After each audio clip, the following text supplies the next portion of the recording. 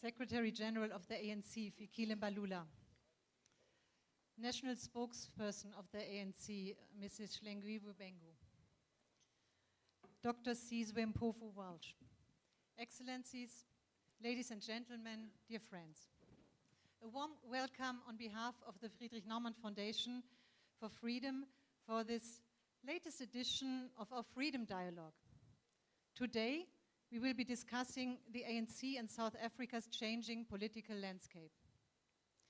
We launched the Freedom Dialogue series last year with Dr. Popalatse as our guest speaker, focusing on coalitions, a political reality in many countries. In Germany, where the Friedrich Naumann Foundation is headquartered, coalitions have long been the norm. Over the past months and years, we have once again seen in Germany how governing with multiple parties can be a challenge. The coalition between the Social Democrats, the Green Party, and the Liberal Party collapsed in November last year, and the Christian Democrats and Social Democrats are currently negotiating a new coalition in Germany. Since the Government of National Unity in South Africa was formed after the elections in May last year, we have invited both insiders and external experts as guest speakers in our Freedom Dialogue series. We have had insightful discussions with Helen Zille, Musi Maimane, Moeletsi Beki, and Bali Tuli. Secretary General Mbalula, you have played a key role in shaping South Africa's GNU. Tonight, we look forward to hearing your perspective on South Africa's evolving political landscape. How do different ideologies find common ground within the GNU? Does pragmatism inevitably take precedence? How do you navigate the art of compromise in governance? What is your vision for South Africa's political future? We are honored to have you with us this evening and look forward to an engaging discussion. We will now show a short film and then Dr. Sizwe will take over. The African National Congress Secretary General Fikile Mbalula says the party has entered a critical phase. Whether others call this GNU or they call it any other thing for that matter, but we have agreed that as political parties we need to gravitate to the center. There are points in which we may not agree. The statement of intent does not say the ANC will suspend its policies. The statement of intent does not say the DA will suspend its policies. It will not walk away from the GNU. Okay. Regardless. It will not walk away from the GNU. At all costs. We lead the GNU. We can't walk away from something that we lead. We can't. The DA has got the luxury to call things deal breaker and walk away. They've got that luxury. We don't. If the DA want to leave the GNU, it's their call. They can leave tonight, they can leave tomorrow. Anytime they want to leave or they wish to leave, they can go.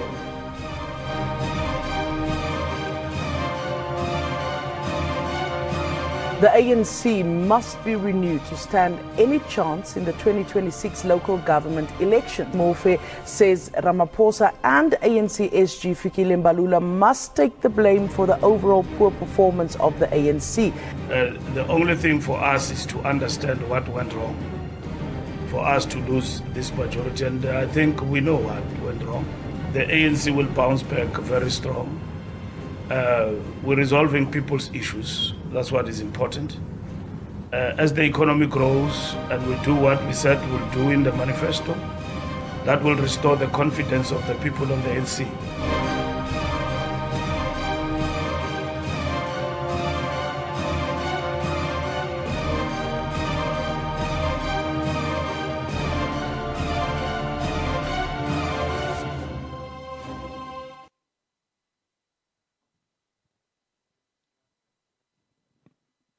Mr.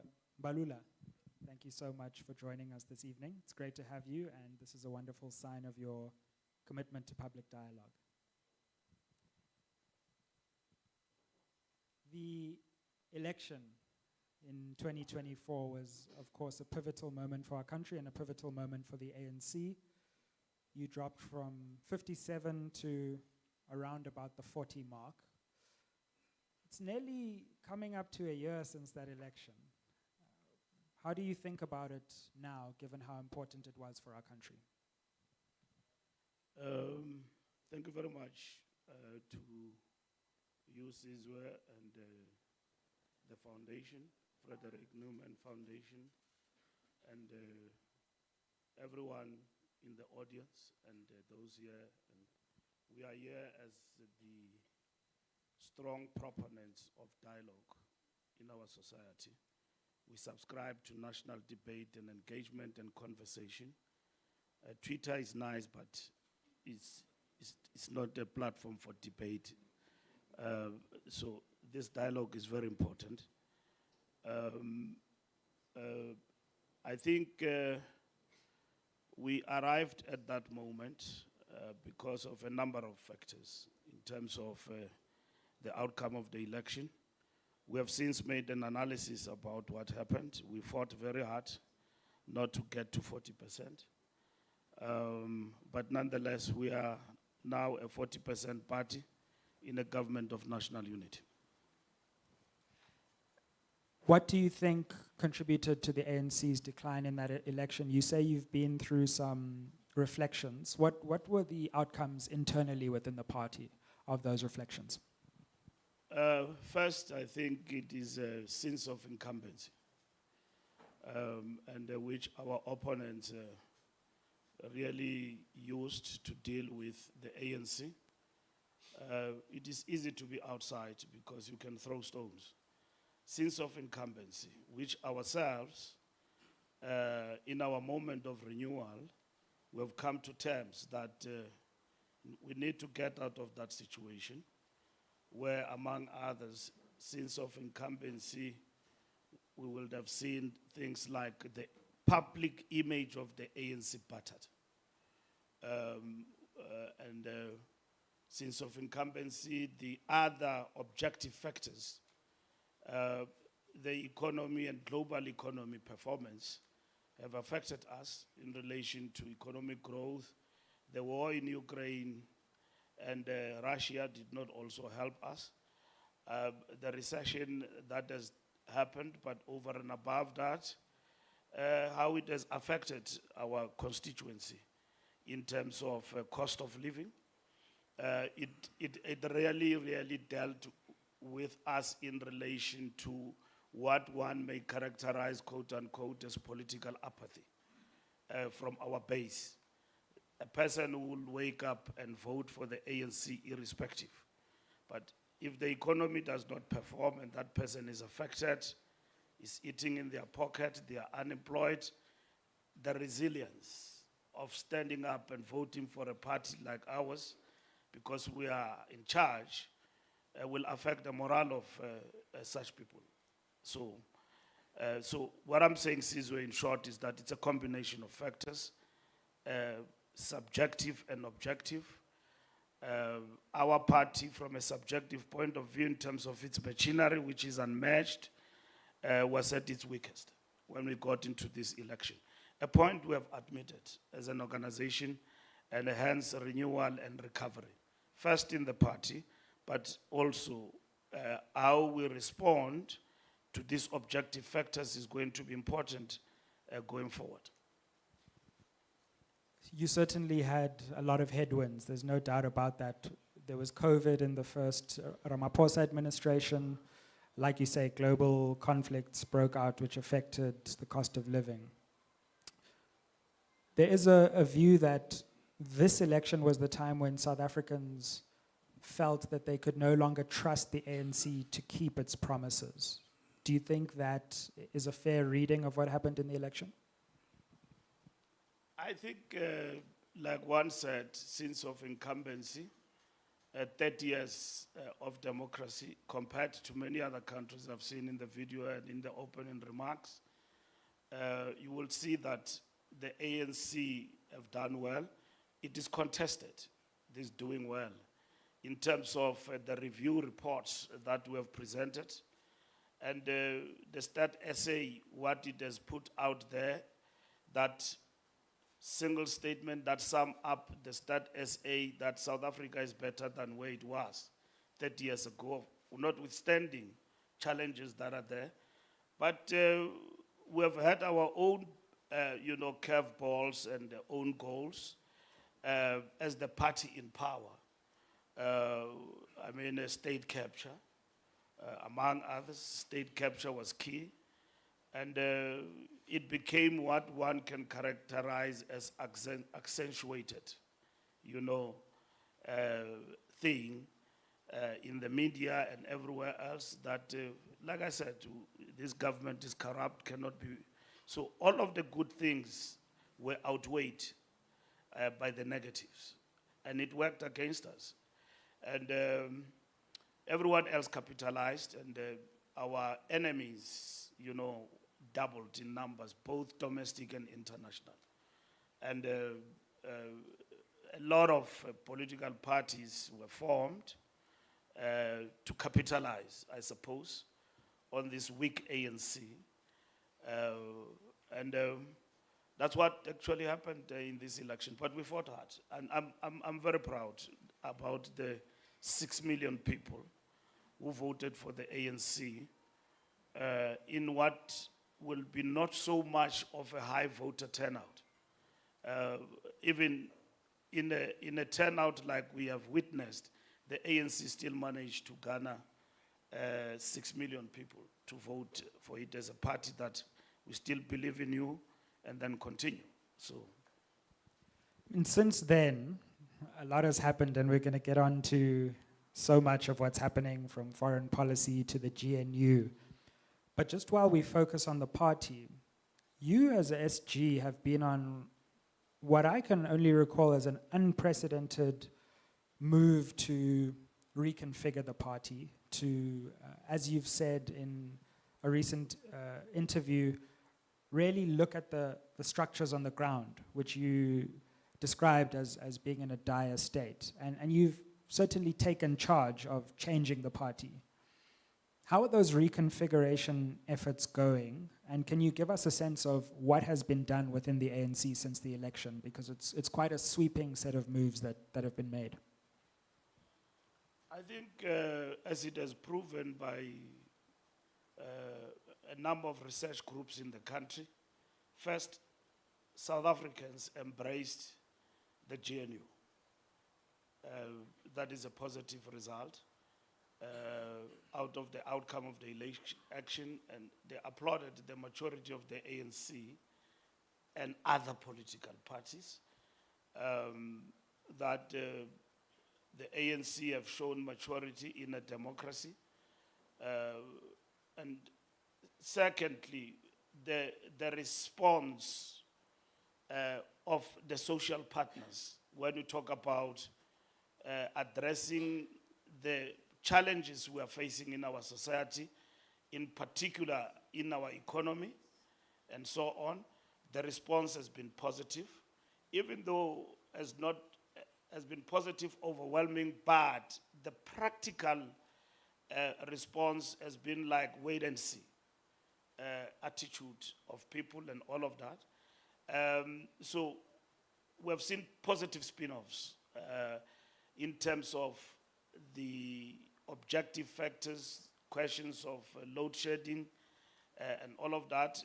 People said load shedding will come back immediately the following day.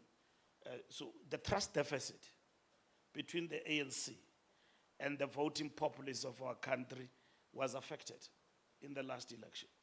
And the fact that we have gone up to more than 300 days after the elections without load shedding, that brought some back. I don't know how it will translate into the election, but we have won each and every by-election.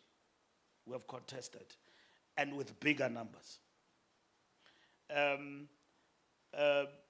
I think those are positive things. In terms of the party, reconfiguration arises in the context of, here is the state of affairs. You've got 2 provinces. Yes, you have dropped everywhere in the country, but populous provinces and all of that, like Gauteng and so on, what do you do? in those provinces to respond, because you deal there with people who are highly opinionated, whom you cannot just run roughshod over them. And the key question is, aerially, in terms of leadership and so on, are you able to respond to that? But people are no longer being hoodwinked. They want facts, that certain things are moving and moving in a particular direction, and they need to be convinced about that. So reconfiguration entails renewing the party, but at the same time working very hard to build the party, the ANC, in terms of ensuring that we are able to respond to the current challenges. We need to prepare our leadership, like I said earlier on, that we are unmatched when it comes to the rudimentary strength of the ANC on the ground. Wall to wall, nobody can match the ANC. And the only reason why we declined, even in the townships and so on, is because the ANC capacity is sort of challenged. And these are the things, some of the things that we are addressing in the reconfiguration. You've been quite decisive with the reconfiguration. And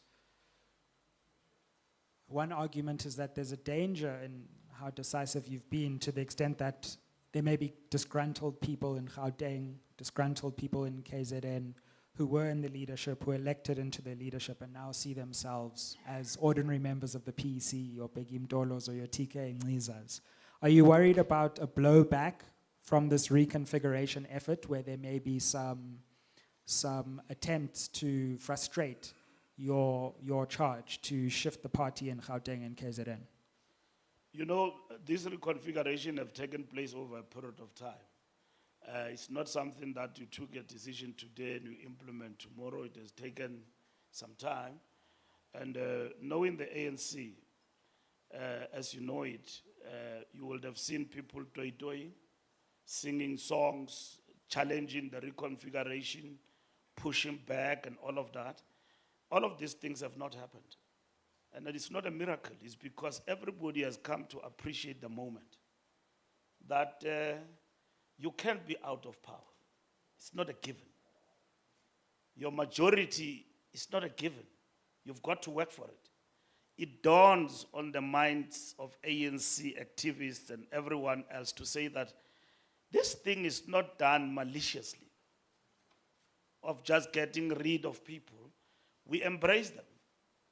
And some of them are very young. They will even come and lead the ANC even better. And they must embrace this moment as a moment of an experience. You know, that at some point I was elected and I was reconfigured, I admitted, and I went to the ground and worked for the movement. So there was no pushback. The structures are not happy in terms of the state of the party. Everyone is on the ground, rolling up their sleeves and seeing that this thing called power is not a given, it can go away. And people are not voting, you know, kettles. They can change their mind, and changing their mind is not by protest, it's by deciding that I'm withdrawing my vote. The ANC must fix itself. That is the preoccupation of reconfiguration. And then once you have fixed yourself, you will then be able to talk to the general populace about what kind of a party are you? Are you convincing to these people that you can do things for them better? That's what is important. Just quickly on the reconfiguration, there were some murmurings in the media that some people wanted to take it to court, etc. Have you had any papers served on you, anything like that? No, we have not been served with papers, but if we are, we will defend. But also because I think those are people who were generating negativity out of this. I can tell you that overwhelmingly, for the first time in the ANC, that people can take it, that such a decision can happen. And they can see that through misinformation, that decisions are taken for one or the other reasons, you know, that, no, this thing is not about that. It's about building our party. Nobody has been thrown to the streets. We have said to our people, come, let's work. Here is work that needs to be done. Let's work together. We, national and our provinces, in reconfiguring these structures, let's work on a program which is largely about the people. There's no doubt you've done quite well in the by-elections, and surprisingly in KZN as well, clawed back some ground that you lost. But there was a recent poll that came out from the Social Research Foundation which had you down at 32%. Now, I think there were 15% or something of undecideds. But what do you make of that poll? Because that would suggest that at least the 40% where you are might be a realistic figure for a future election. Yes, we have seen that. As the ANC, we don't argue with polls. They tell a story because they sit on a telephone and call people. And then they say, if there was going to be an election today, will you vote the ANC? They say no. And what is the time? That time Sputler have just announced stage 6 of load shedding. So, well, can he stop doing that? yeah, I don't, yeah. So, and then it moved from stage 6 to stage 8. And then you call me and you ask me, today, will you vote? I won't. Somebody's going to say, you. I want them out right now. So, but nonetheless, it's a poll.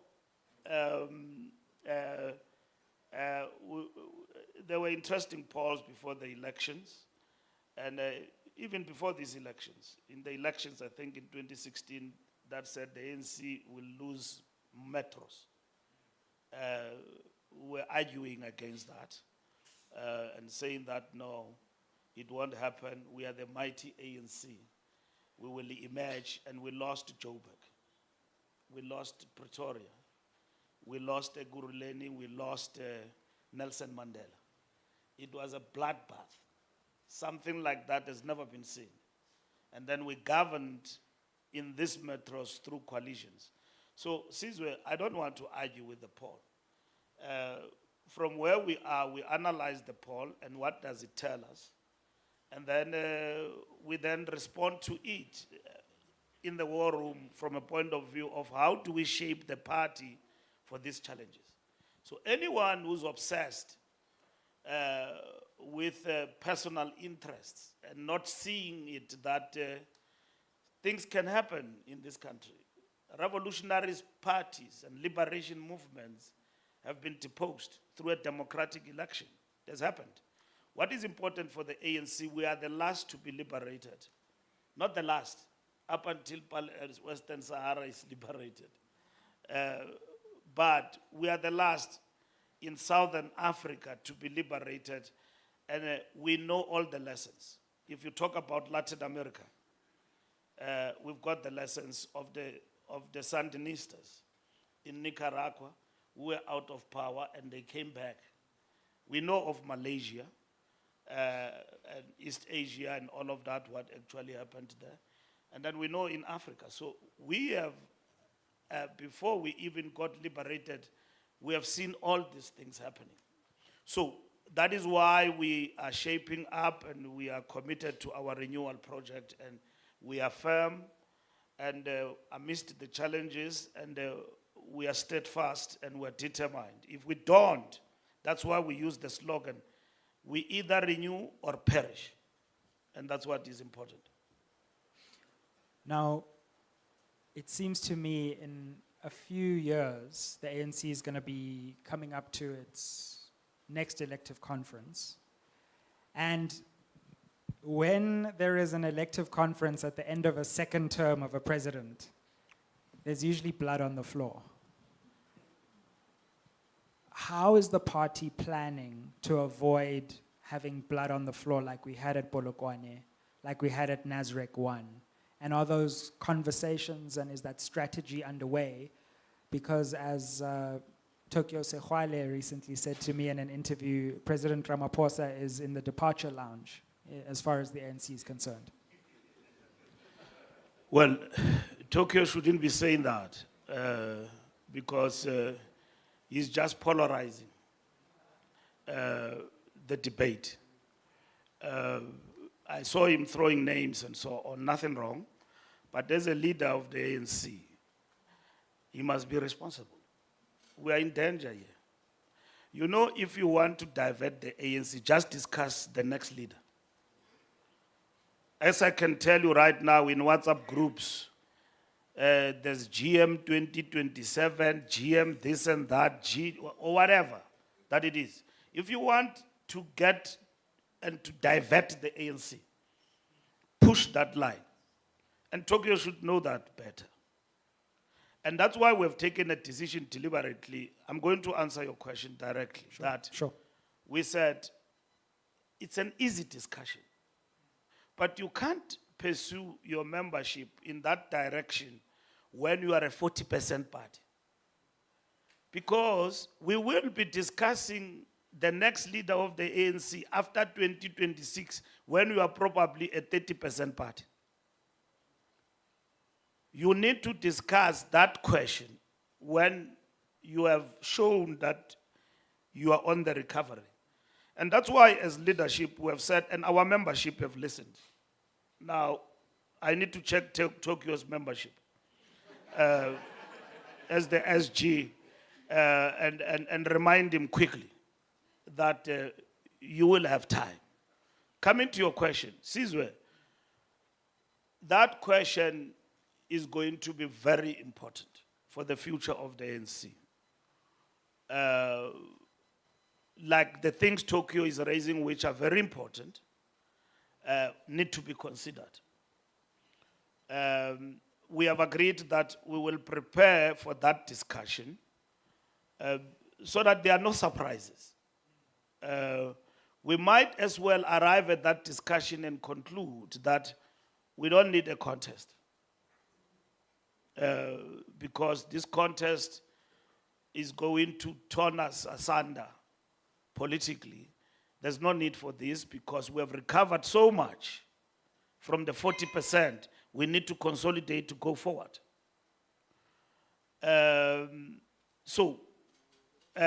Before you put personalities, who's going to lead, I see the comparison and I'm also thrown into the mix. And I'm 2 years and a half elected SG and people already want me to be president. That's a great achievement.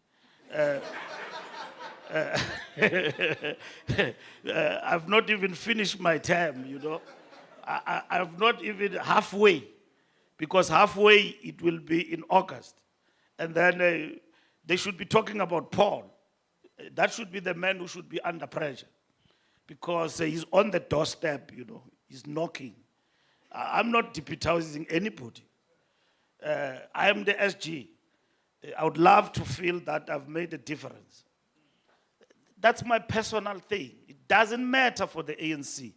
What is important for me is to get the ANC on track and not to be obsessed with something that we will resolve easily about who leads the ANC and all of that. That's going to be important to consider. And you can't conceal or fudge that kind of a discussion. It has to be open, and then it has to also be informed by principles and all of that, but also the interest of the ANC. It is fine for all of us to say we want to stand, but will our standing assist the movement? So Sizwe, I'm saying that Tokyo is starting something that he knows can divert us from this path. So you need to be focused. To an extent that is overstepping discipline, I'll have to check.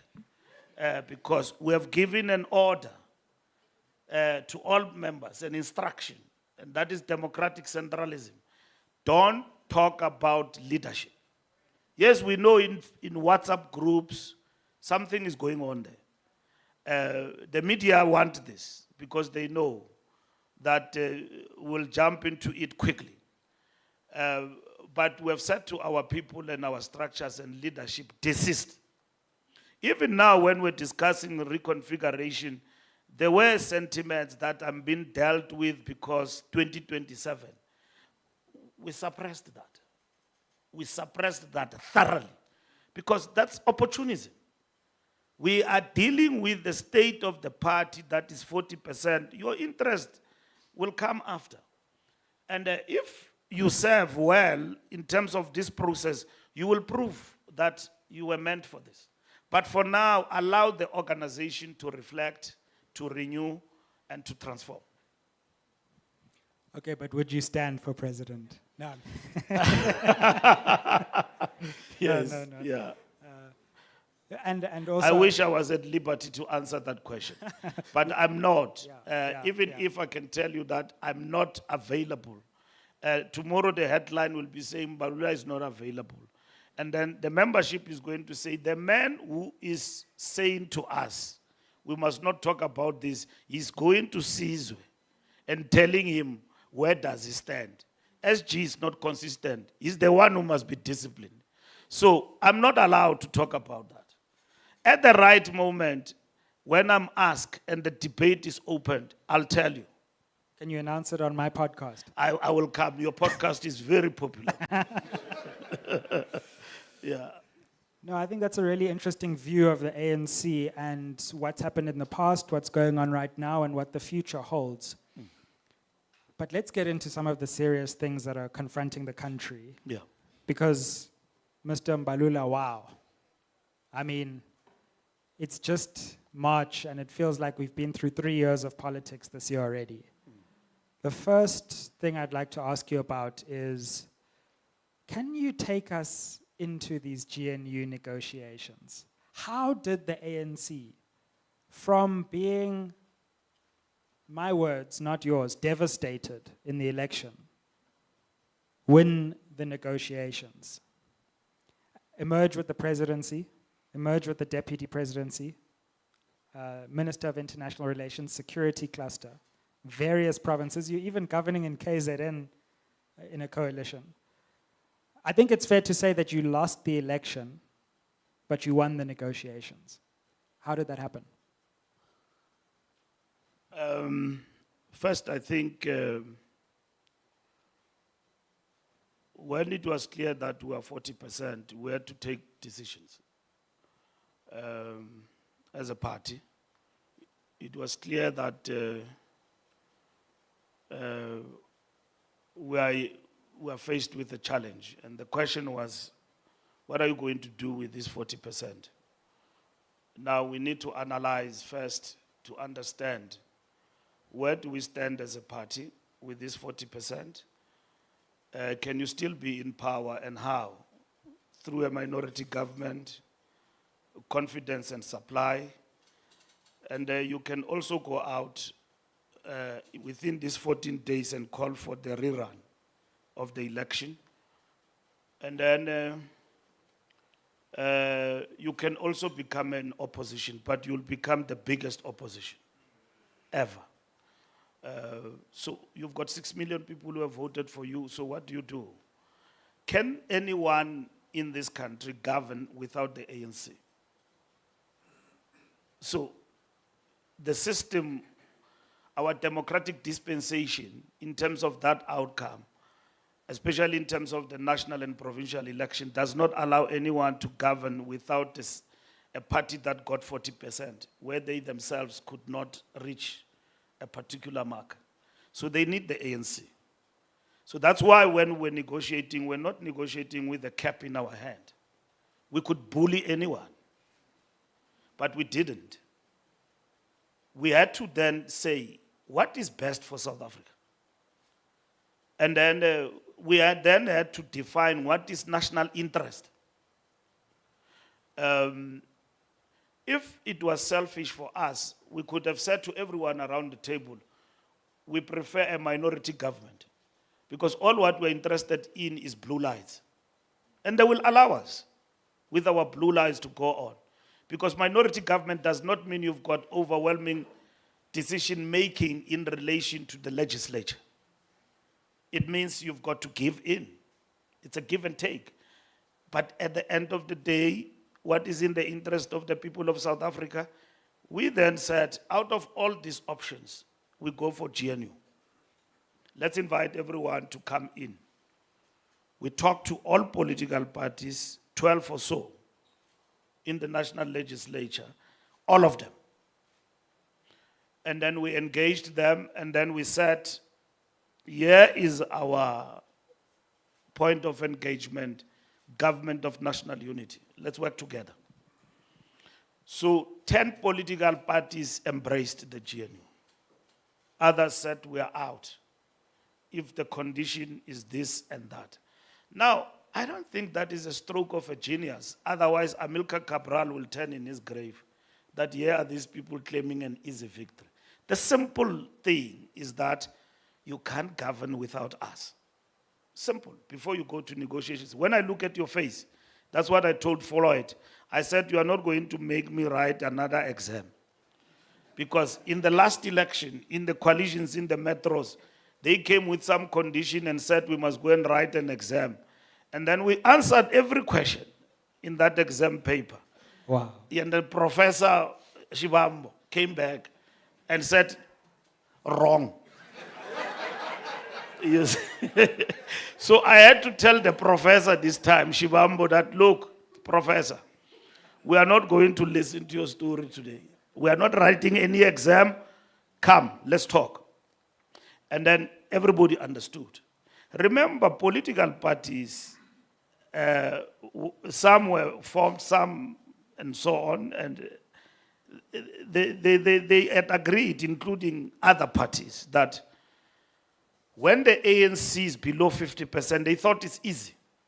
We will all work together to get rid of the ANC. And they use words like surgical, dealing with the ANC.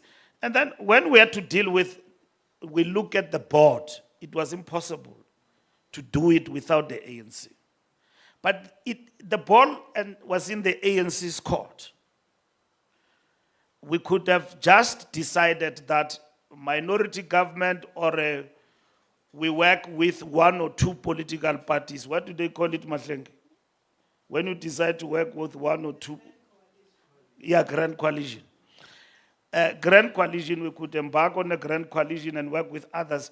We then said GNU. So GNU is for South Africa. And that is what the ANC have chosen. And if we were very selfish, we would have just chosen 1 or 2, 3. Let's go and govern this country and move forward. And then that is it. Will it work for South Africa where nobody have registered an outright majority? For us, it will. But for South Africa, it will not work. Because this country, the price of bread could have been probably 400, 500 rands by now. I'm just talking, I'm not going deeper. Those who understand what I'm talking about will understand. But we had to choose our country.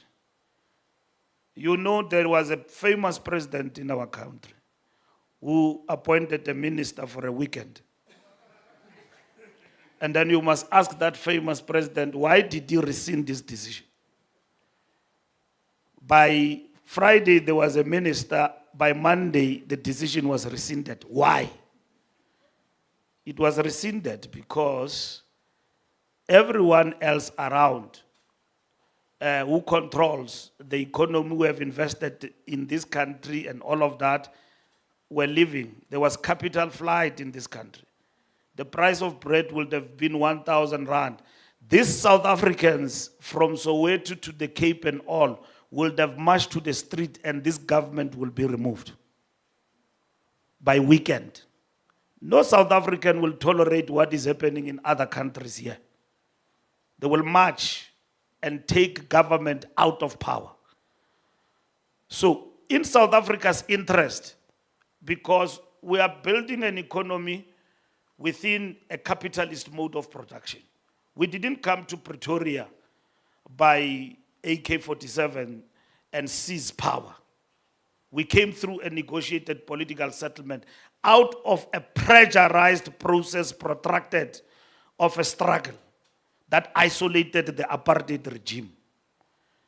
So we're not in a scenario in which everything else will happen in our favor because we want things to happen in that way.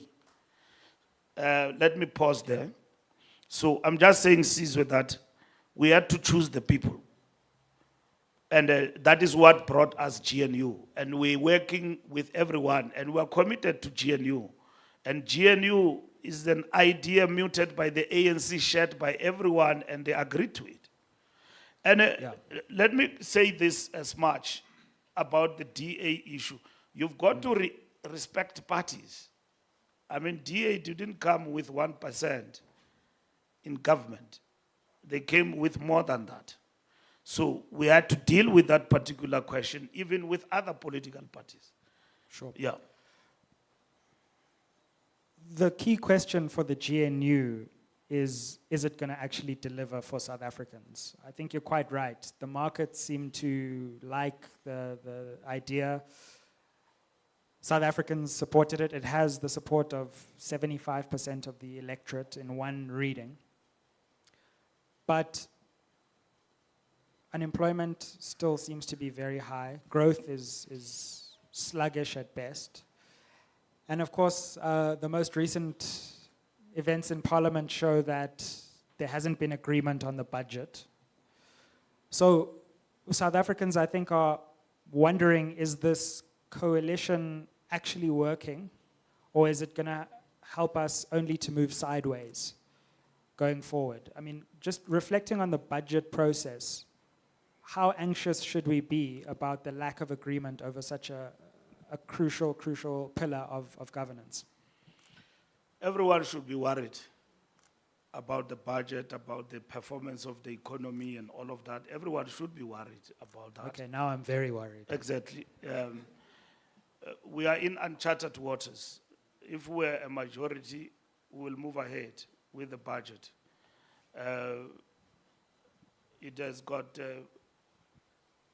shock in the system, because in South Africa such a thing has not happened, where the budget is postponed, but we've got shock absorbers, because everyone understood quickly that we've got the GNU, and then we've got to talk about the budget.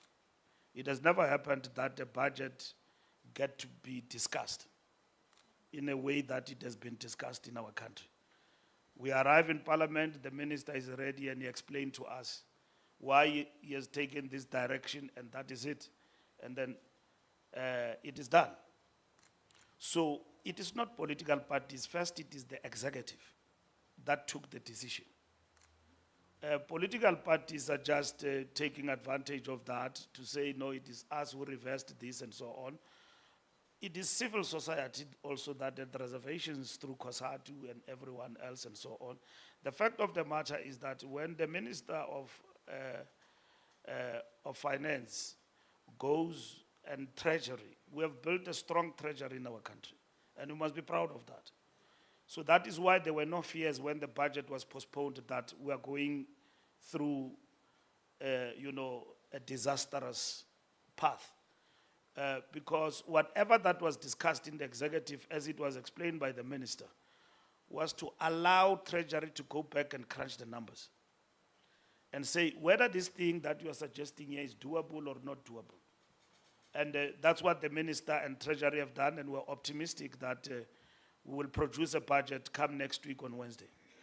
How optimistic are you that come the 12th we will have a budget? I'm very optimistic that we will have a budget. It might be a budget that not all of us will agree, but we'll have a budget. And Will there be a VAT increase in the budget? I don't want to talk VAT. I don't want to talk VAT. I don't want to pretend to be something I'm not, an economist overnight, fly by night and all of that. What I know is that our economy is not performing well, and that our borrowing capacity is exhausted. As much as we have managed our debt very well over the years, at the present moment, as we approach the budget, is that our revenue capacity is actually affected. And we keep going to borrow, but it's a challenge. Are there options besides VAT? What we have given to our deployees when we're discussing the matter, we said just be open to everything. So that is what is important. But at the end of the day, we cannot collapse on this budget. Right. We must have a way forward on it. And we're expecting the executive to report through the minister and deliver a budget come next week on Wednesday. So the ANC is not in principle opposed to a VAT increase either. ANC have got a clear position on VAT in terms of our manifesto. Read it and read it over and over again. We say that, no, we're very clear. We say in terms of our manifesto, in terms of VAT, that all essentials must be zero rated. And that's what is important. But we did not envisage that in terms of the budget, there will be an introduction of an increase, either 2 or whatever percentage, but those who are working out our finances look at all the options at their disposal and bring them forward by way of taking the country forward, and we don't just collapse on the matter of the budget. So what we have been told, and which we understand clearly, is that revenue is a challenge. We're spending more, but we don't have enough. And at the same time, we must cushion the poor, but not just the poor, in terms of policies. Where is the money going to come to finance employment of more teachers? That's what is important. Where is the money going to come from to sustain DRD? Of course, we are saying that it must be changed, as we say in our policy, to become a basic income grant, not just give and all of that and so on, but people must be trained, get out of the system, get employment and all of that in terms of the income grant. Where are we getting money to employ more police and all of that? So the question is, Sizwe, we're back to 1994. When we got into power, we said to people, where Father Christmas as the ANC will do everything for free. And then we introduced the RDP. But when we got into power, we found a debt by the apartheid regime. Then the question had to arise, where are you going to get financial capital to fund the reconstruction and development program? So that is why COSATU and them were very angry with us when we said, we want to achieve macroeconomic stability through GEAR. They said, no, don't. Spend more, and all of that, but we said it's not sustainable. But GEAR in itself is not an end. We can implement it and withdraw it over time. And that is exactly what has actually happened. So we are back in 1994, where we are saying we are facing this situation that is facing us, and we need to navigate through this, working together. So there are many options, and I don't just hope, and I believe we'll find each other on this matter, everybody. It doesn't matter. DA, COSATU, business, and everybody will have shared their views, and the ANC, on what must actually happen. At the end of the day, let's have a middle road for everyone. And understand that there's got to be a sacrifice from each one of us for a little while in order to recover. That's what is important. I could talk about the budget for a lot longer, but there's one final set of issues I want to come to, and that's foreign affairs. And that has really dominated headlines recently. Maybe in the question and answer, we can get into some of the other questions around the GNU, but President Trump, I mean, I could just stop there.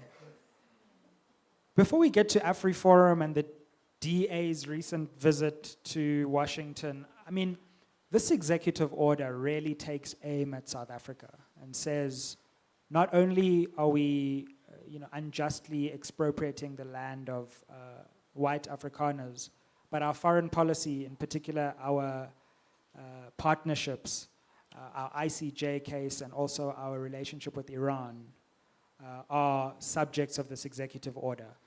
How do you react to the President of the United States being so bullish and aggressive on South Africa's foreign policy and its domestic policies? I will say that Trump and his administration are doing things that they said to the voters in America they will do before the election. I followed the campaign consistently, and I had hoped that they don't win, but they've won. So they've won. And Trump said he will review in all multilateral institutions America's participation. Before he went to an election, during the altercation around COVID, he had issues with World Health Organization. The first day when he reported to office was to withdraw America from there, before even South Africa.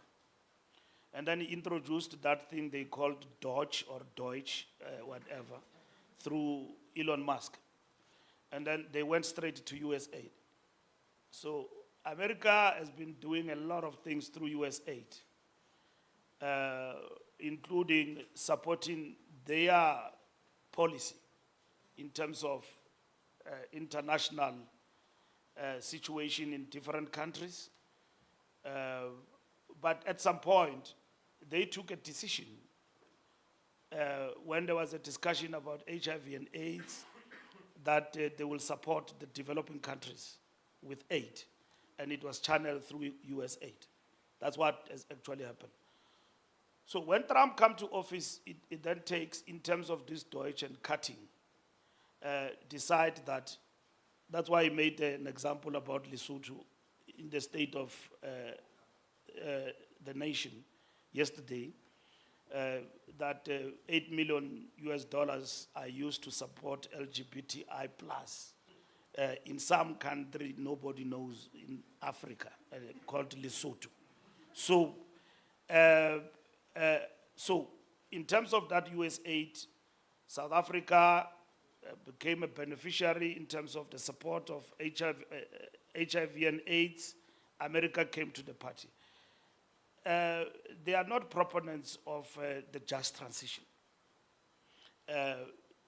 Trump have signed a directive which will affect, in terms of just transition, South Africa, Vietnam, Indonesia, not only us. And that's what has actually happened. That's Trump and his administration. What has become a direct attack to South Africa has been our policies in terms of expropriation and so on. All of these other things I'm talking about, he has been very clear. Let anyone go back during elections. Why are you shocked? He campaigned on that platform. And if it affects South Africa, at least we knew that is coming. Now, when it comes to direct attack, which is what we must fight as a country, is the distortion that people are dying here every day. And we are on a mission of land grab, literally. That is a lie. That we must challenge. Through diplomatic channels, we must reach out to Americans. Whether they want to listen to us or not, we must talk to them. We must talk to them about AGOA in terms of trade relations. That will be a direct attack in terms of trade relations between us and them. Is that the only option for us? No. But at the end of the day, our government can't give up on that. And Just then our government... Can I ask you on that, Mr. Mbalula, just in terms of the diplomatic channels? Are we doing that? Are we pursuing those channels? Because it feels as if there's almost a parallel diplomatic process going on at the moment with AfriForum. The DA, for some reason, has itself sent a delegation and come back recently. Do you feel like there's an attempt to dislodge the state as the partner speaking to Washington right now? You see, what the DA and others don't understand is what is called national interest. When this economy collapses, it's not going to be a few people, it's going to be South Africa. Where will we go? We can't go back to Africa deep and everywhere else. We have to run to the sea, and we're going to drown there. So me and you, we don't have two passports. We are here. This is our country. We must defend our sovereignty. We must defend our country. DA and everyone else must work with government to defend South Africa's sovereignty. This petty politicking of doing things and sideshows is not going to help South Africa. That I'm the first to knock at Trump's office And then I don't want my president to sit with Trump in that Oval Office after I've seen what he did to that president. At least we've avoided a conversation like that tonight. With that president of Ukraine. Trump's combination advance. Maybe is President Ramaphosa devastating. shouldn't go, actually. No, he should go. Ramaphosa must go to America if he's invited. And then if he feels he needs to go, he must go. He's a president. He served the whole of South Africa. Our reaction to the ANC, to the politics of America will be different. Because to us, it's nothing else but imperialist aggression. Okay? And we must campaign and talk even to our friends of civil society in America to challenge this stance of Donald Trump and his administration of world policemen. Ramaphosa doesn't serve the ANC, only serve this great nation. And South Africa can collapse. And our relations, if they have to collapse with America, it cannot be on our part. We failed to pursue goodwill with the Americans. This government have had good relations with America in terms of trade and all of that. And it is for the first time in history that America directly interferes in our policy choices. Now they are eating into our sovereignty through President Trump. So that's why it is possible that they are closing us out. We are addressed through X every day. It's something we have never seen in diplomatic channels. The Secretary of State is supposed to be talking to Lamula, and then it just says, I'm not coming to your country for that G20, and he say it through less than 140 characters on X. And it's done. It's not coming. I'm waiting for Trump tweet. Maybe tonight, I'm not even coming to that summit in South Africa or something like that. But he had a conversation with the president. He said he will come. Wow. And okay. yes, when he came into power, he talked to the president. And then he said he will come. Of course, he's friends with our own old man here, the golfer. They play golf together. Any else? Yeah, we must press the back channel, not any else only. He plays with any else, he plays with everybody. Sure. So we must reach out to the American administration and make them understand. But for South Africans, like AfriForum and Solidarity, to go to America and badmouth our country like that, and then thereafter seek an audience with the president, is disingenuous. Okay? It's disingenuous. They go to America, when they come back, they say, let's meet president. That's why president said, in my own understanding, as a president of the country, I think you are disingenuous. You go and badmouth your own country, your own countrymen. I mean, white people in this country, we have defeated right-wing fringe as this country. I was in Australia with the Springboks, and they were beaten there. The stadium was full with the Springboks. And then after the game, we will go and sit, have pap and wors, because we had a thing that South Africans in Europe, in Australia will come there.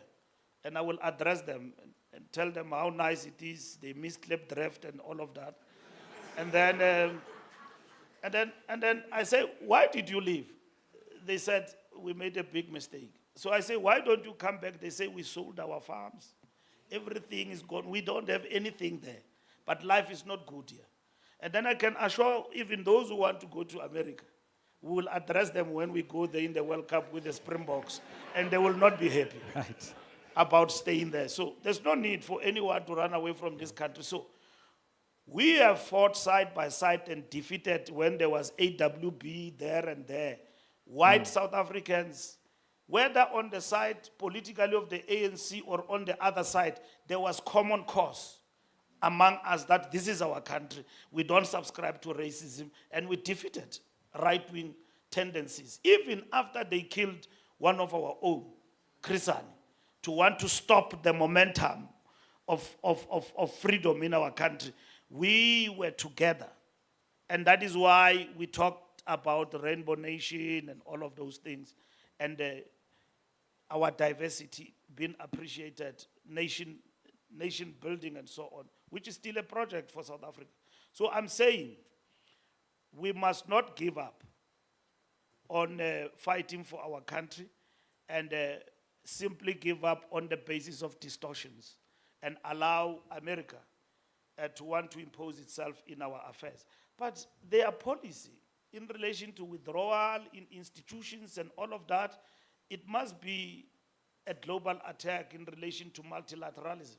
Right. That is really, from this position of Trump, is under attack. Multilateralism has always been under attack, but not so fervent, decisively with Trump. Bush attacked multilateralism and went to fight a war in Iraq and Afghanistan, and he was supported by others. And then they didn't win anything in that war. Afghanistan and Iraq are still in tatters.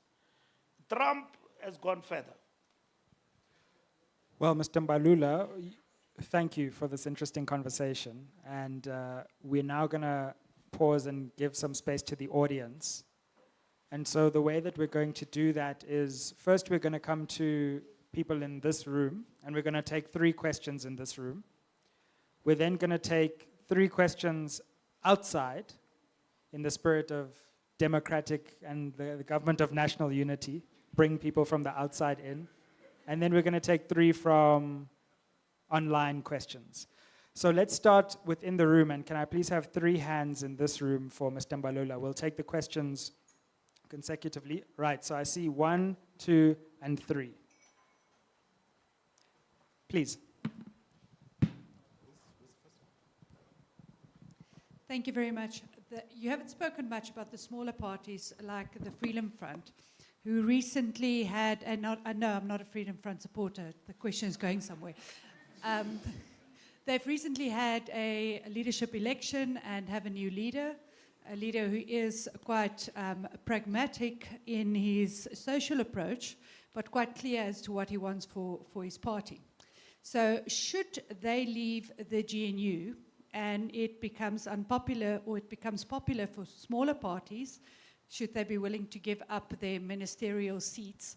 But should smaller parties start leaving the GNU and it's only you and the DA left, what would the ANC do? Thank you very much. And that was a model of brevity. And could I ask the others asking questions to stick with that model? So I must answer first. no, we'll take them consecutively. SG, Balula, sorry about that. So I know you're not an economist, and you say you don't want to be an economist overnight, but I do want to ask a little bit about, when you look at the grand GNU that was had in Germany, that collapsed, and one of the key reasons why it collapsed had to do with the budget. And then you look at, yes, we've had a few complications in South Africa with certain acts and laws that needed to be passed, and political parties then opposed to that. And now you have the grand, I guess, opposal with the budget. Are there any lessons that the South African government in the GNU has taken from the German collapse, and particularly the fact that it collapsed over budget, and now we're potentially also looking at, well, some sort of opposition with our budget? Great. Can you please offer advice on that, insight? Thank you very much. Sir at the back.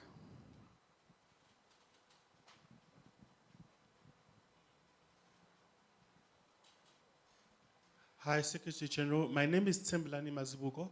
My question is with regards to the VAT. The ANC, we have not seen any commentary or conversation from the ANC around increasing corporation tax or the imposition of a VAT tax, or indeed tax evasion. A lot of mining companies do not pay tax, and it's in the billions, and other companies.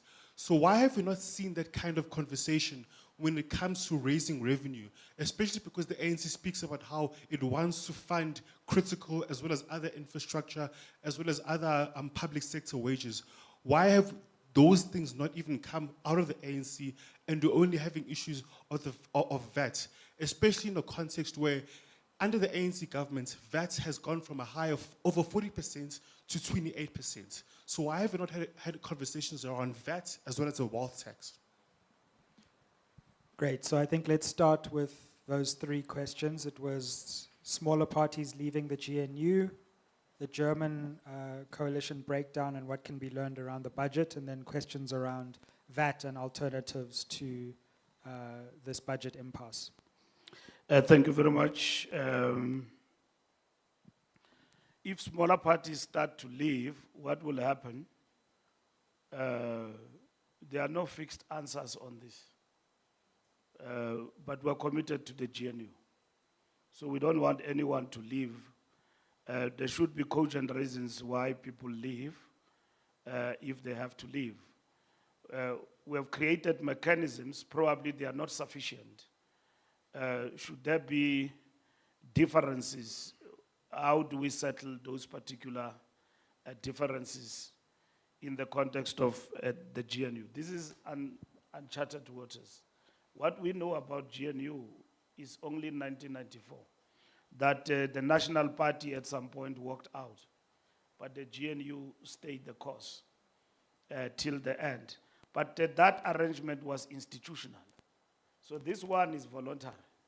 So when it actually happens, what will actually happen? There are options on the table. There are still options on the table that include a minority government, that include a grand coalition, that include supply and confidence. Should we not find each other in the long term? Meaning we're not going to get stuck and governance stop because this thing is collapsing. If it is collapsing and it is collapsing, there's nothing we can do about it. But at the present moment, we don't want GNU to collapse. If there are points of differences, we need to settle those particular points in terms of the discussion and the clearinghouse that we have in government. And that is why the president have appointed the deputy president to lead that clearinghouse. Already there are rumblings about the clearinghouse and so on, but that is the nature of these coalitions.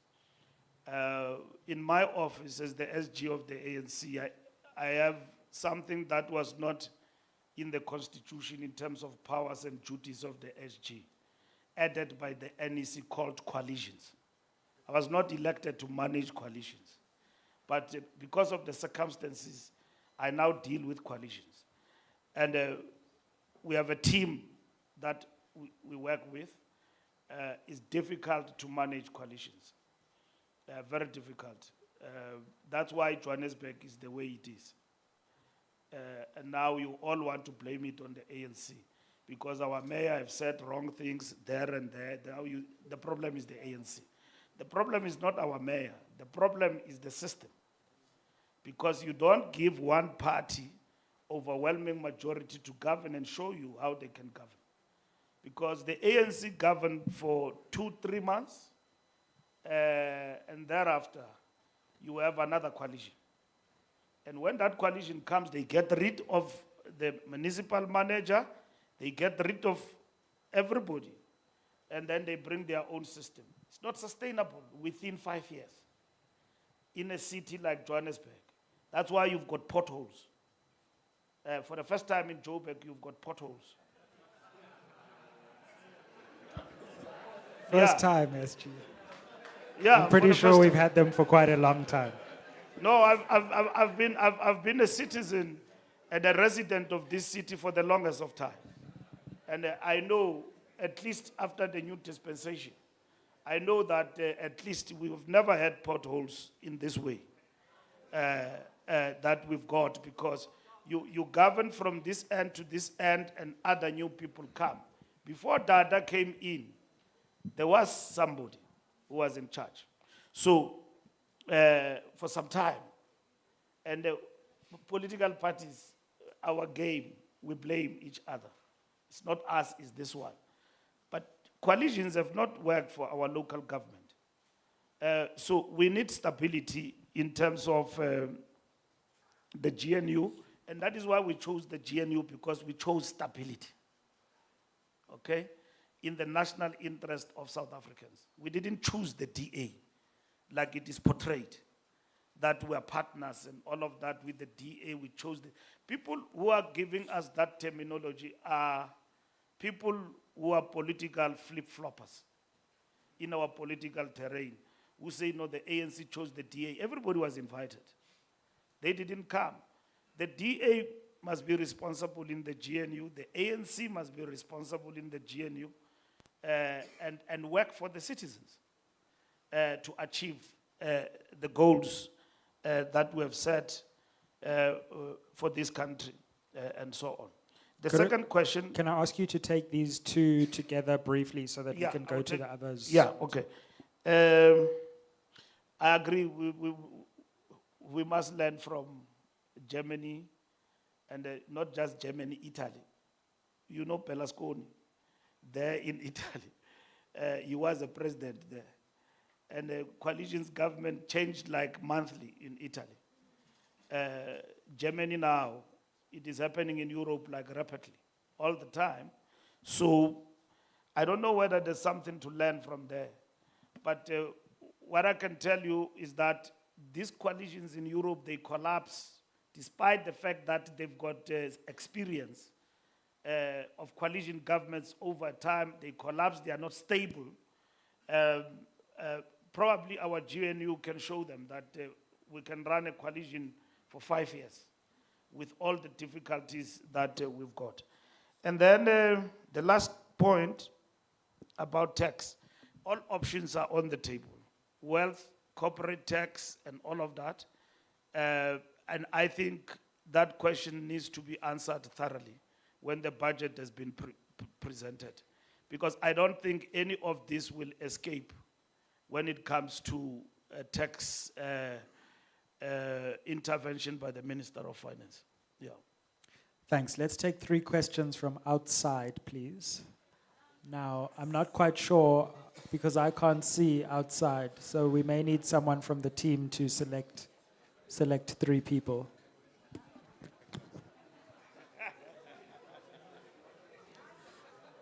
Looks like there's a stampede of questions for you, SG. We seem to have more than just 3 questions. Great. Well, I don't know if we can accommodate more. Can we take the first 3, please? Okay. All right. Thank you very much. SG, my name is Kamaholo Modiko. My question, okay. You took that joke which I wanted to make about having Kabelo Kwamanda as the next president, which is a reality that we face, since now his name is cleared and things like that. You know? However, my question is regarding some of the comments that our colleagues have been having in the media and such things. We've been hearing about Edward Kitsweta requiring 3.5 billion rands in order to collect tax more efficiently and so on and so forth. So my suggestion is that nobody must get fired, as we've been hearing, whether it's the minister from the presidency or... Can I please ask you to come to the question, sir? Yeah, Mr. Kitsweta himself. It's just a suggestion. I'm just asking that let it not happen that anyone gets fired. Let's find ways to resolve the issues in terms of the tax efficiently, as long as it's not increasing the VAT. That's it. Thank you. Good evening, SG. Just a very quick and simple question, and I appreciate all the response you've given to Sizwe. But please, can you just help guide what your view is in terms of how you think we can address the issue of unemployment within the next 3 to 5 years, please? Thanks, and final one. Good evening, SG. So it seems that the ANC's broad church has been pulled left and right. My question is, does the ANC have a real coherent economic and political ideology for South Africa, or does that depend on the ANC's future coalition partners? Thank you. Thank you. We'll turn it over back to you, Mr. Mbalula, to answer those questions. And then we'll come to the online questions. No, the first one was a comment. So I give do us apologize, a sir, chance. but we did say right from the beginning that we were going to only take 3 questions from The outside. first one was a comment. No. The first one I was do a comment. apologize. please. The evening was billed as until 8 o'clock. So unfortunately, we also have many people online who have watched streaming, and we need to give them a chance too. No. So we'll come to the SG, and then we'll go to the online questions. The first part was the comment that I think must be sent to the Minister of Finance as he prepared to present the budget next week. And I'm not undermining your point anyway, because I think you are making a comment and a suggestion that I think we must get it through to Enoch. Unemployment, we say in our manifesto, must be addressed through industrialization, because we have been working without industrialization over a period of time. And two, I think we need a buying in of social partners when it comes to creation of jobs. You cannot have a situation where companies disinvest and go to other countries when they've actually come to South Africa to invest. We have seen that happening in the past 5 years in our country, which those opportunities could have enhanced job creation for South Africa. Government can't do it alone, because government create an enabling environment for job creation. And government, through this network, must be able to address the impediments that business want to be addressed for industrialization and investment in South Africa. When it comes to political ideology, ANC coherence, we are very coherent. We are neither a capitalist nor a socialist party. We are a party of revolutionary democrats. So what it means is that we subscribe to a mixed economy in terms of the policy of the African National Congress. That's what we subscribe to. So we are not a socialist party. We don't want to dismantle the bourgeoisie and the capitalist. Okay? So we are neither in favor of a socialist arrangement in our country and so on. Other parties want that. And we are not a capitalist party, so to say. So that is why we characterize in our strategy and tactics our relationship with capital is struggle and unity of the opposite. Meaning there are certain things we agree to, and there are certain things we don't agree to. Where we agree, we move forward together for better serving of our nation's interest in the long term. And that's what we have done since 1994 as a governing party. I used this word interchangeably, ruling and governing, and I was corrected. We are not ruling, we are governing. Okay? Ruling is happening in autocracies. We are not an autocratic state, we are a democratic state. So we are a governing party. So as a governing party over time, we have had these exchanges with business and capital where we have created a platform where we need to find each other. And this tool has worked for our country for years, which is network that others don't have in many other countries.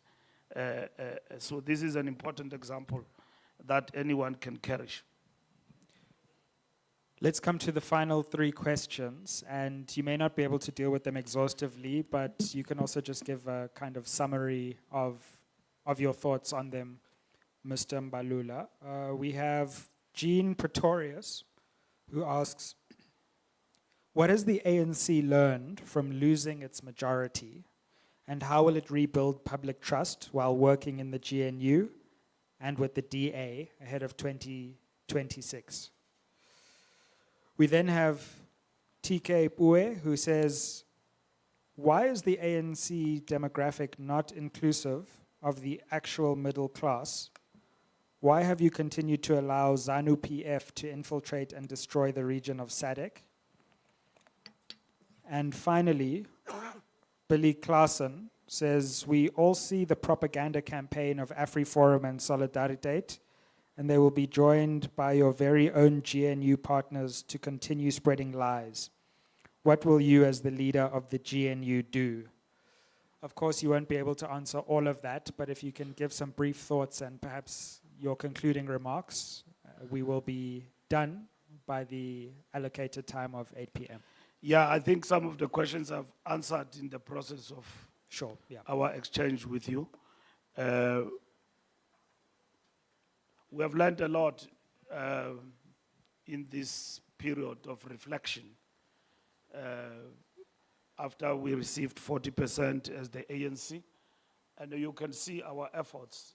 And I can speak for the party, but at the end of the day, what we are doing will be good if it is felt by the people. And the people are saying we see a changed ANC. We see the ANC that is renewing itself and all of that.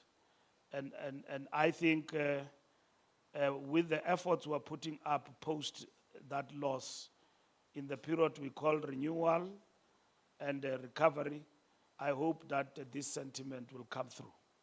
If it doesn't come through, it means we have not made an impact and convinced everyone, including in the street, to see that our party is modernizing, is changing, and we have actually reduced the trust deficit between us and the people.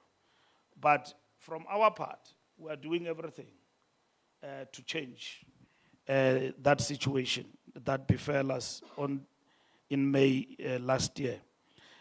Middle class, I don't know whether we have a middle class or we have a straighter in South Africa. It's something that is debatable because class is defined against the means of production.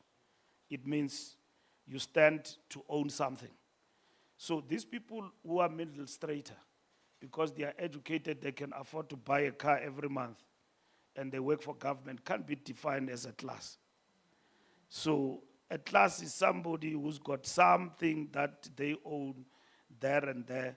And I don't know, we still have to debate that, but we do have a lot of middle straighter people in the ANC.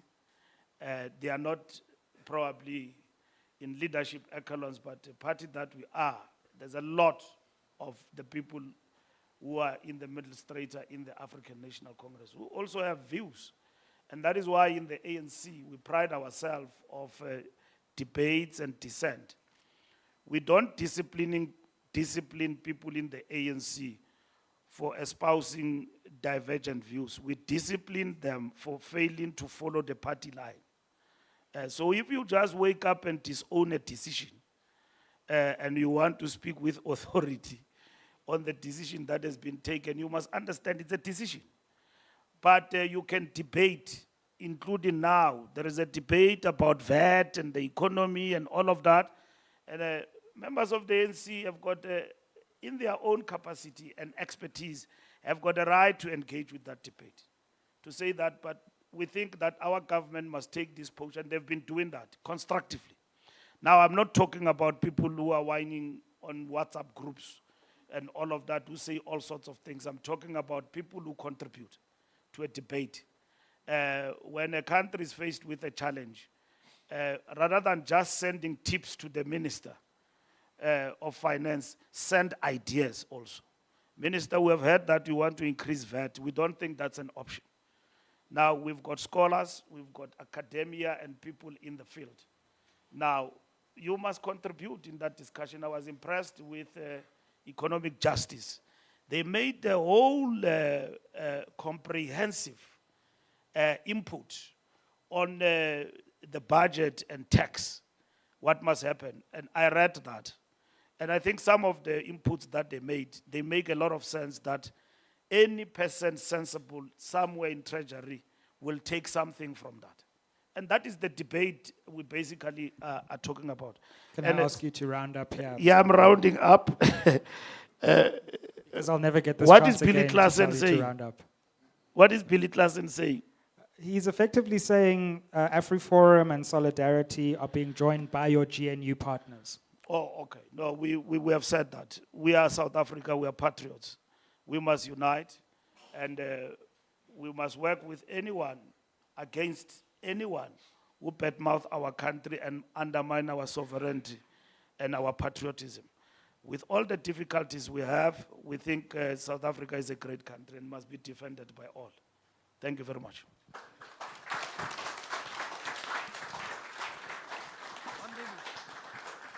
Thank you very much, Mr. Mbalula. You have given us much food for thought, been typically robust, at times donned the mantle of prophet, and at other times the mantle of critic. But thank you for engaging with us, and please join me in another round of applause for Mr. Mbalula. We have brief words from the foundation just to thank you and to close our panel out this evening. Thank you very much for your questions too. One round of applause, just one last one.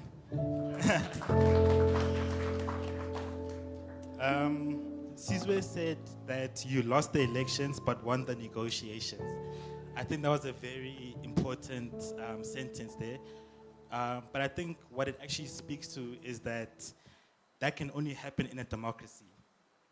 And we've seen the onslaught of against democracy or democratic values in the world.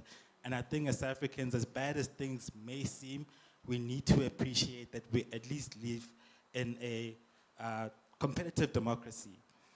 Around the continent, former liberation movements are struggling with this notion of democracy or with the notion of freedom or liberation.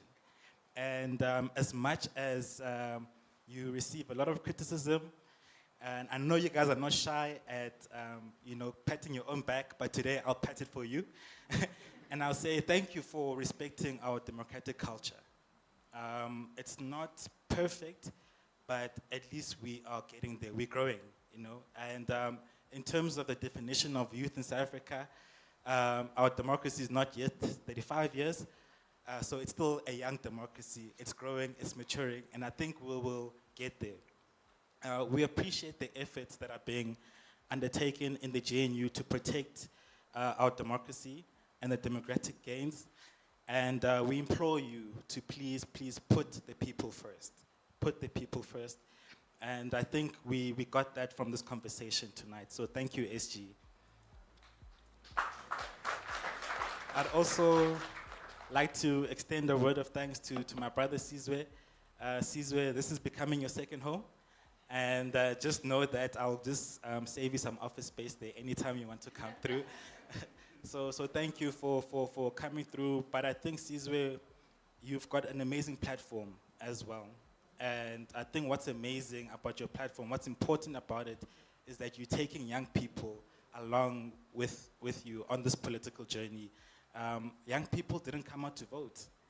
We didn't vote. And we need more sort of platforms which make these discourses accessible. So thank you, Caesar, for your contribution. And thank you to our audience. Thank you so much for coming tonight. We hope this is not the last time we see you. We'll continue to have more dialogues. We hope, SG, this is also not the last time that we're going to see you. We also thank our online audience. We had hundreds of people that were on there, and we do apologize we couldn't fit all of your questions in here, but please feel free to stay behind, network, speak to us, get to know us a bit more, take some pictures, and please enjoy some nibbles and some drinks. So please have a great evening, and thank you very much.